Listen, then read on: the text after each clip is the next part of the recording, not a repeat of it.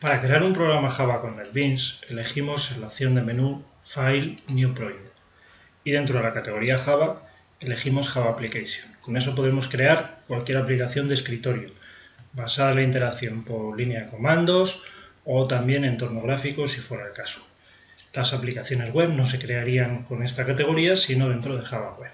Pero bueno, vamos a ver ahora cómo crear una aplicación de Java estándar. Seleccionamos, vamos al siguiente paso, le damos un nombre al proyecto.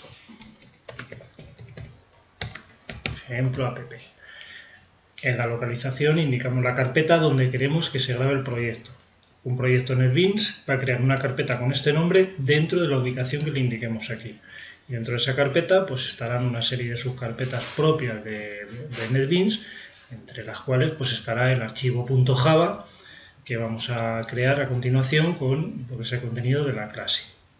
Ese archivo .java nos pide que le indiquemos su nombre aquí.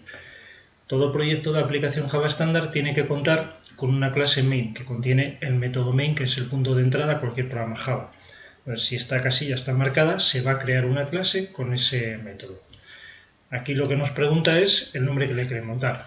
Normalmente, como las clases se colocan en paquetes, esa clase principal pues la solemos poner en un paquete que podemos llamar, por ejemplo, principal, punto, el nombre de la clase que queremos asignar. Por ejemplo, pues la vamos a llamar ejemplo. Eso quiere decir que se va a crear una clase llamada ejemplo en un paquete principal y que esa clase va a ser la main class, es decir, la que contiene el método main. Finalizamos. Finalizar, como ves, este iconito de la taza de café representa el icono de un proyecto y ahí tenemos en la carpeta subpackages, ¿ves?, el paquete principal con el archivo ejemplo.java que contiene la clase con el método main. Todo archivo tiene que tener una clase pública cuyo nombre coincida con el nombre del archivo. Es decir, si por lo que sea te has equivocado en el nombre de la clase o del archivo y lo quieres cambiar, por ejemplo, si quieres darle a la clase otro nombre distinto a este, no puedes coger y cambiarlo aquí, porque entonces no coincidiría el nombre de la clase con el nombre del archivo. Tienes que coger y refactorizar, que se llama. Es decir, te colocas encima del nombre del archivo, botón derecho, refactor, rename. Y ahí ya el nuevo nombre que le des va a ser tanto para el archivo como para la clase.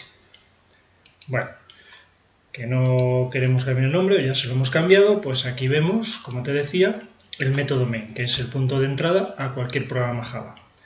El método main es llamado por la máquina virtual Java cuando se le indica que ejecute una determinada clase, que previamente pues habrá sido compilada. Nosotros aquí, al darle al botoncito a este play, se hace todo el proceso. Primero se compila y luego se ejecuta, es decir, se hace que la máquina virtual llame a la clase, concretamente llame al método main que tenga esa clase. En este caso pues sería método main de la clase ejemplo.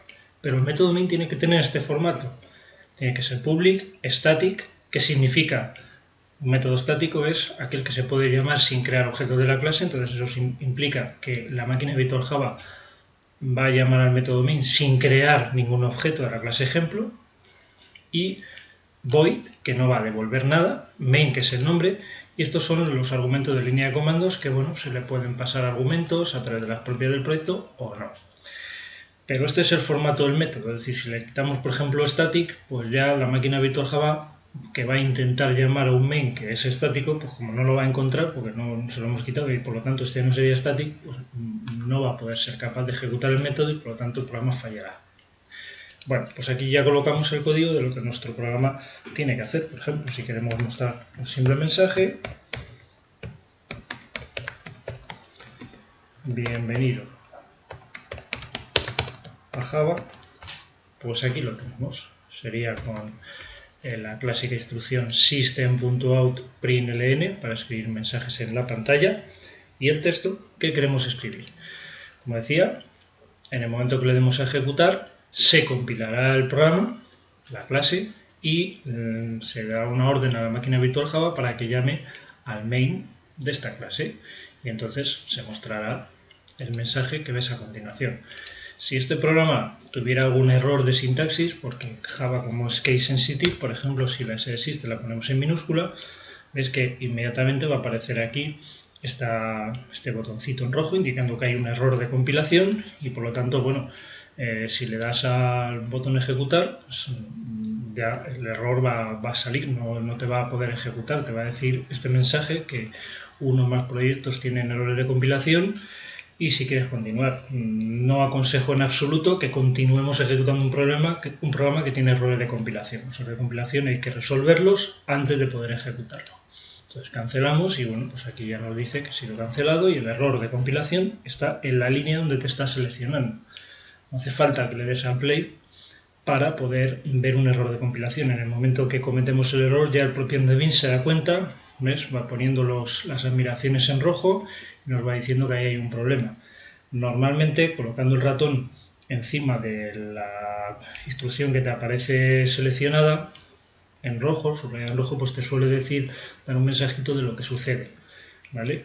O bien poniéndolo aquí. Dice que el paquete no existe, eso significa que esta clase pues no existe, claro, no existe porque está mal escrita, hay que ponerla en mayúscula.